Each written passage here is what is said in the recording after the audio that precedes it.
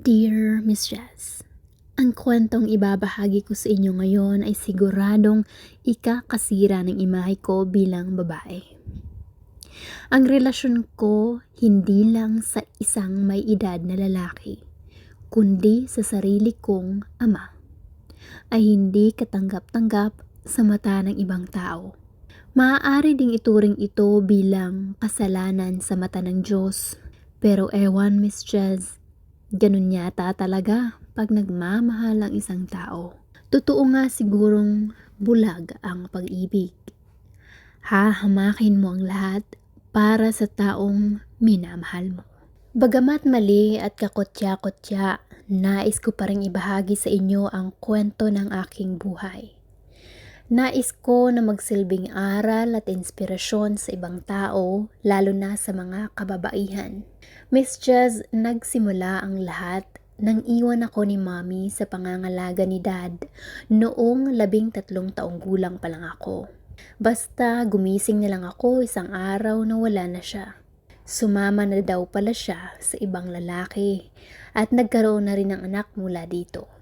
Isang pulis ang daddy ko kaya kahit papano ay nakakaluwag-luwag kami pagdating sa pera. Nabibili niya ang mga pangangailangan namin. Maging yung ibang bagay na gusto ko ay naibibigay niya, kagaya ng damit, sapatos at iba pa. Si Papa na rin ang nagpatuloy ng pag-aaral ko hanggang high school. Araw-araw ko din siyang nakakasabay papasok dahil doon din siya nakadestino malapit sa school namin. Sa ngayon ay graduating na ako ng grade 12 at ilang araw na lang ay magde-debut na rin ako ngayong taon. Julia, malapit na pala birthday mo, no? Sinong gusto mong imbitahan sa birthday party mo? At saka anong regalo ang gusto mo? Magpa-party ako? Talaga po? Siyempre, debut mo yan. Isang beses mo lang mararanasan sa buong buhay mo. Tsaka isa pa, naaalala ko nung magkasama pa kami ni mama mo yung huling birthday party mo. Huwag mo nang banggitin yung taong yun, Dad. Kinalimutan ko na siya sa buhay natin. O sige, basta ipaghahanda kita. At iimbitahan ko rin yung mga utol ko kung okay lang, Julia. Oo naman pa, party yun eh. Mas marami, mas masaya. At dahil 18 ka na, nasa legal ka ng edad, ito regalo ko para sa'yo. Alam ko namang may pangangailangan ka at yan ang sagot para dun. Pero hindi ibig sabihin yan ay pwede ka nang mag-boyfriend. Tandaan mo yan. Oh my God! iPhone? Thank you pa. Maraming salamat talaga. Miss Jazz, tuwang-tuwa talaga ako sa natanggap kong regalo galing kay Dad. At dahil sa cellphone na yon, ay natuto akong mag-research ng mga bagay at dun ko rin natuklasan ang buong pagkatao ko bilang babae. Yung mga bagay na dati ay hindi ko alam at akala ko'y masama, ngayon ay nagugustuhan ko na at hinahanap-hanap ko pa. Dahil sa mga napapanood ko sa internet ay kung ano-ano na ang mga ideyang pumapasok sa isip ko. Miss Jazz, ngayon ko lang ito aaminin sa inyo. Maski po kasi yung daddy ko ay napagpapanta ko na. Sobrang gwapo niya kasi at matipuno ang katawan dahil sagad siya sa training dahil sa kanyang trabaho bilang pulis. Lalong nagpapadagdag sa appeal niya ang hubog at muscles ng katawan niya sa naninikip niyang uniform. Isang gabi habang si Dad ay nasa Christmas party nila, ay nagpa siya akong manood ng Netflix sa sala. Habang nanonood ay isang mainit na eksena ang pinalabas. Dahilan para mag-iba ang pakiramdam ko. Lumakas ang kabog ng puso at nararamdaman ko ang kung anong likido na dumaloy. Hindi ko na napigilan pa at sinabayan ko ang nasa TV. Katwiran ko'y mag-isa lang naman ako. Habang nasa kalagitnaan ay bigla na lang bumukas ang pinto. Si Dad pala. Mabuti na lang at pinatay ko ang ilaw sa sala. Dahilan para hindi niya makita ang pwesto ko o ang pwesto ng kamay at paa ko kanina. Agad ko ring pinatay ang TV at nanatiling nakaupo. Animoy lasing si Dad na lumakad patungo sa kwarto niya. Sinundan ko rin siya doon at nakitang nakabagsak siya sa kama. Nilapitan ko siya at tinitigan. Lasing nga pala talaga siya. Amoy alak eh. Inayos ko ang pwesto niya at dahan-dahang hinubad ang sapatos niya para maging komportable siya sa pagtulog. Aalisin ko na rin sana ang tactical belt niya nang sa di sinasadya ay napadaloy ang mata ko sa ano niya. Nagulat ako sa laki ng pagkaum nito sa pantalon niya. Napalunok pa ako ng laway habang iniisip ko kung itutuloy ko ba ang naiisip ko. At ginawa ko nga ito. Dahan-dahan lang akong gumalaw para hindi magising si Dad. Pero hindi ko inaasahan ay tumugon siya. At sumunod sa mga galaw ko habang nakapikit pa rin ang mga mata niya. Miss Jez, nung gabing yun, nangyari ang hindi dapat mangyari sa kauna-unahang pagkakataon. Bagay na pareho naming ginusto, bagamat hindi ko sigurado kung alam ni Dad na ako yun. Yun din ang kauna-unahang experience ko sa isang lalaki. Dahil sa experience na yun, ay madalas ko na yung hinahanap. Miss Jez, sobrang stricto ni Dad sa akin lalo na pagdating sa lalaki. Kaya nga lahat ng close friends ko ay mga babae. Pero simula nang madiscover ko ang bagay na yon, ay natutokso na rin akong makipaglapit sa mga kalalakihan. Pasikreto akong nakipagrelasyon sa classmate kong lalaki, si Max. Matangkad, tisoy at matikas ang pangangatawan. Nung una ay chat lang ang ginagawa namin. Nagvi-video call kami habang nagpapaligaya. Nagagawa ko yon kapag tulog na si Dad o di kaya ay habang naliligo ko sa banyo. Grabe din ang gana niya dahil halos araw-araw namin yung ginagawa. Kaya naman nang maging komportable na kami sa isa't isa, ay ginagawa na rin namin yun sa banyo ng school o di kaya ay sa kotse niya. Lumipas nga ang mga araw at dumating na ang 18th birthday ko. Kasama si Max sa mga inimbitahan ko sa party. Masaya ang lahat na kumakain, nagkukwentuhan, nagkakaraoke at nag-iinuman. Nung medyo may tama na ang iba naming kasamahan, nagtama ang mata namin ni Max at agad akong lumayo sa grupo. Pumasok ako sa maliit kong kwarto at maya-maya lang ay sumunod na pumasok si Max. Walang patumpik-tumpik ay sumugod ito sa akin. Habang nasa kalagitnaan kami ni Max, ay biglang bumukas ang pinto at bumungad ang galit na mukha ni Daddy. Dad! Sorry po. Umalis ka ngayon din at wag ka nang magpapakita sa akin. Yes sir. What the? Max! Ano? Hanap mo ha, Julia? Dad! What the Tumalikod ka. Dad! Miss Jess, hindi na rin ako nagpigil at tuluyan ng bumigay sa gusto ng katawan ko. Isa pa, nabitin din ako sa ginawa nang iwan ako ni Max. Miss Jez, aminado ako na nagustuhan ko ang ginawa ni Dad. Bagamat alam ko sa isip ko na mali, pero iba ang sinasabi ng katawan ko.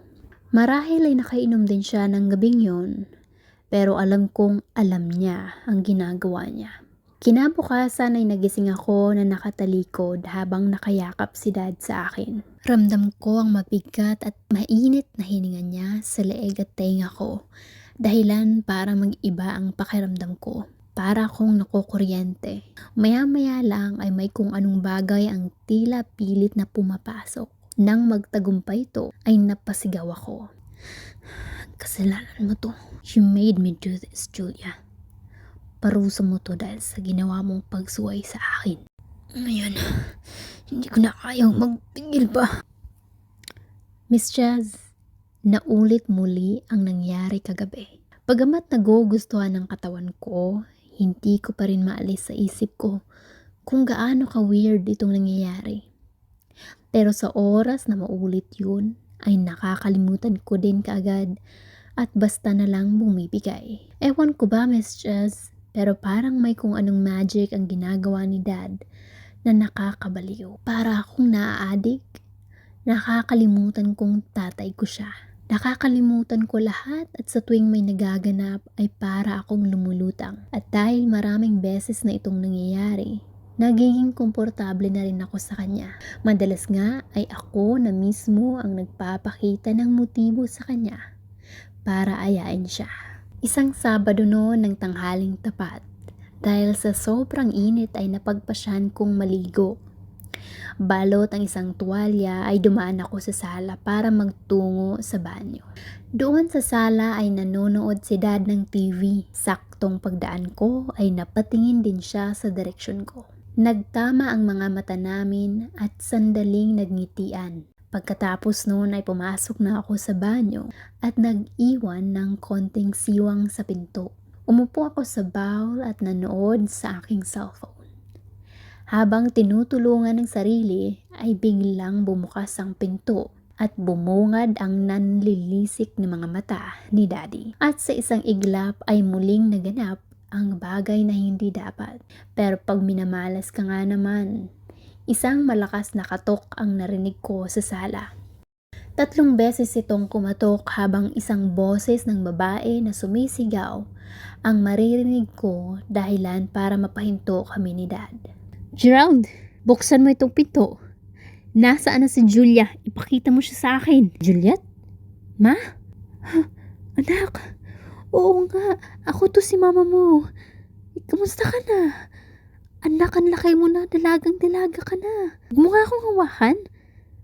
Ba't ngayon ka lang nagpakita? Akala ko ba kinalimutan mo na ako? Di ba may pamilya ka ng iba? Anak, kahit kailan hindi kita nakakalimutan. Araw-araw lagi kang nasa isip ko. Inayos ko lang muna ang mga kapatid mo na makapag-settle sa Canada. At kaya ako nandito para kunin ka. Ano? At sa tingin mo sasama ako sa iyo sa Canada? Pagkatapos ng ilang taon mo na iniwan kami ni Dad? Pwes, nagsasayang ka lang ng oras mo. Julia, hindi kita iiwanan na mag-isa. Lalo na kung kasama mo ang lalaking yan. Pero ginawa mo yun 5 years ago, nakalimutan mo na? Narinig mo ba sarili mo? Sa tingin mo bakit kaya buhay pa ako hanggang ngayon? Sino ba sa tingin mo nag-aruga sa akin nung iwan mo ako? Di ba si Dad? Julia, tama na. Alam kong galit ka sa mami mo pero mami mo pa din yan. Mami ko nga siya pero anong ginawa niya? Saka ano, nakalimutan mo na bang dad din kita? Kung tutuusin, mas responsable ka pa sa nanay ko na to.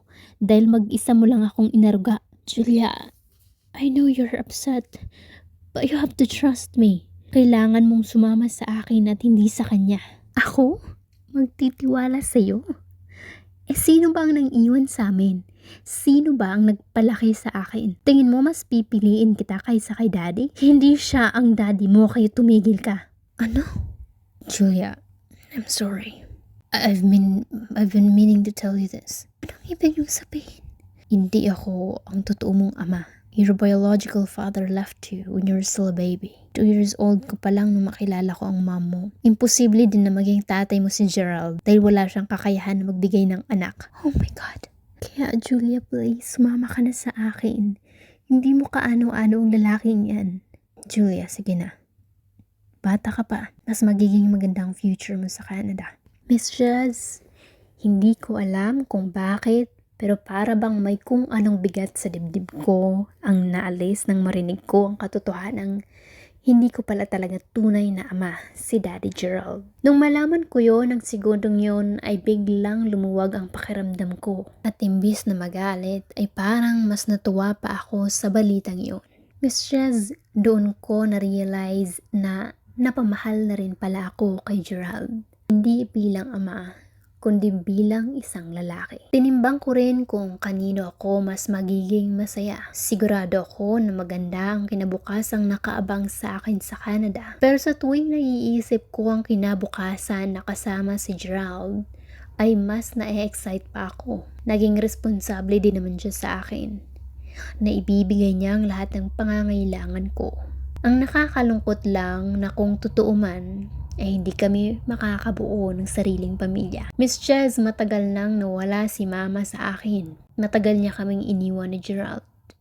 At sa matagal na panahong yun, ay masaya akong o kami na magkasamang dalawa ni Gerald, lalo na ngayon. Kaya sa bandang huli ay napagdesisyonan kong manatili sa piling ni Gerald. Dismayado man ay walang magawa si mom, kundi ang iwan ulit ako at umalis mag-isa. Samantala, kami ni Gerald ay masayang nagpatuloy sa aming buhay. Pumasok kami sa loob ng bahay at malayang nagpatuloy sa kaninang nabitin na paglilibot. Sa pagkakataong ito, ay ramdam namin ang uhaw sa isa't isa. At sa mga oras na yun ay kinalimutan namin ang lahat at animoy kaming dalawa lang ang umiikot sa aming mundo. Miss Jazz, sa ngayon ay 28 anyos na po ako. At si Gerald na ngayon ay asawa ko na ay 42 na din. Malaki man ang agwat namin, masaya kaming dalawa sa pagsasama namin. One to sawa kaming nagpakaligaya sa isa't isa. At dahil malapit na akong mag-30 ay napagdesisyonan naming sumubok na magkaanak. Totoo nga sigurong baog si Gerald at hindi niya ako kayang bigyan ng anak. Pero sa pinagsamang milagro ng Diyos at utak ng mga dalubhasa, natulungan kami ng isang doktor na makabuo ng aming supling. Miss Jez, sa tulong ng Panginoon at ng aming OB-GYN, nabiyayaan kami ng isang anak na lalaki. Sa ngayon, 7 buwan na po akong nagdadalang tao. At si Gerald ay walang mapaglagyan ng saya. Sobrang natutuwa kami sa lahat ng biyayang natatanggap namin mula sa Panginoon. Sa tulong at suporta ni Gerald, nakapagtapos din ako ng pag-aaral at ngayon nagtatrabaho na bilang nurse. Wala na akong contact kay mama at sa mga kapatid ko pero ayos lang. Masaya ako sa piling ng asawa ko, lalo ngayong magkakaanak na kami. Sila ang tunay na nagmamahal sa akin, kaya sila na lang ang priority ko sa buhay. Hanggang dito na lang ang aking storya. Hindi ko po nais na maging ehemplo sa ibang tao, lalo na sa kabataan at kababaihan. Ang pakikipagrelasyon sa lalaking may asawa at pamilya na, o di kaya ay sa sarili mo pang kadugo ay mali sa mata ng Diyos at sa mata ng kapwa-tao. Huwag po ninyo sana akong tularan bagamat si Gerald ay hindi ko naman talagang tunay na ama. Pero hanggat wala kang tinatapakan o sinasaktang ibang tao, ay gawin mo ang kung anong bagay na magpapasaya sa'yo at ng mahal mo sa buhay. Maraming salamat sa inyong patuloy na pakikinig. Ako po si Julia at ito ang kwento ng aking buhay.